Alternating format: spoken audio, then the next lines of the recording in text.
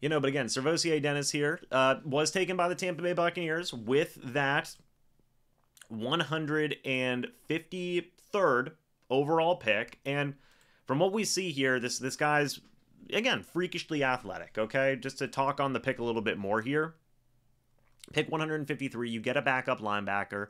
You're getting a guy who is going to offer you a lot of versatility. Run stopping ability is there. Athleticism is certainly there. And the pass rushing ability is there. We talked about the pass rushing stats. I believe he had 7 sacks in his senior season.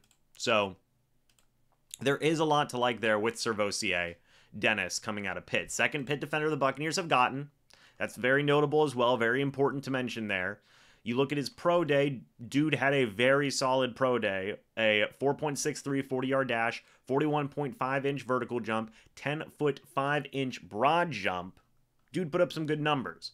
He was a team captain while at Pitt, by the way. Very local, very vocal leader at that Pitt college. Same college as Kalijah Kancey, another pick that the Tampa Bay Buccaneers had made in the first round. In his entire 4-year career, he had 233 tackles, 36 tackles for loss, 15 sacks, 2 interceptions, 2 forced fumbles as a Mike linebacker. Where does he potentially fit in this Buccaneers defense? We'll have to wait and see. He's also got a little bit of strength there as well. 19 reps on the bench press while at the combine. That was the only thing he did at the combine. He was still dealing with a foot injury at that time. He did not play in the Senior Bowl. But I do think there is a lot to like there with SirVocea Dennis. I think that there is a developmental guy there that can grow, that can be a very good fit for a Todd Bowles type of defense. You look, Devin White is a very good example. People view him as an undersized Mike linebacker, but Todd Bowles uses him as an absolute rocket to help with blitzing. SirVocea Dennis is a very similar type of linebacker in terms of size and ability.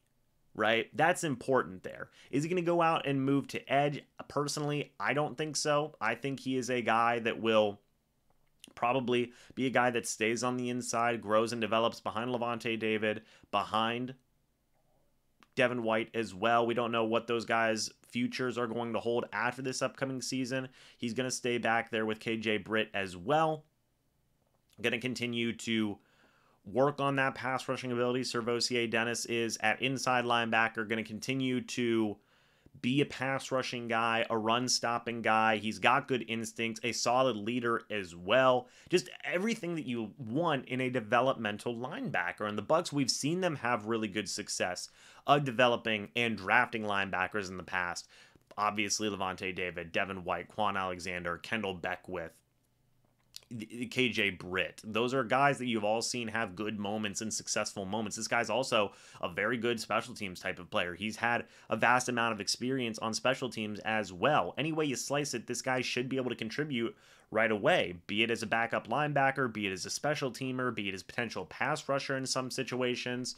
I think that overall this is a good selection, and I know that people are going to possibly be upset. I think that some people may be upset that it's not a cornerback, that it's not a safety, but at the end of the day, the Bucs do have a need at inside linebacker depth because you don't know what's going to happen with Devin White, because you don't know what's going to happen with Lavonte David. You need more guys to grow and develop there, and you've got a guy here in SirVocea Dennis. So overall, in the 5th round, you take flyers on guys like that. You really do.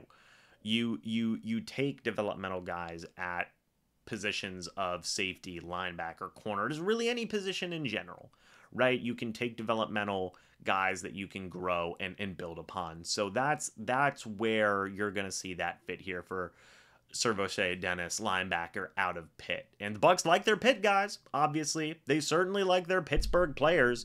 You've got Kalijah Kancey here in round 1. You've got SirVocea Dennis here in round 5. And the Bucs aren't done. They still have a 5th round pick that they can make. They've still got a couple of other selections that they can make in round 6 and in round 7 as well.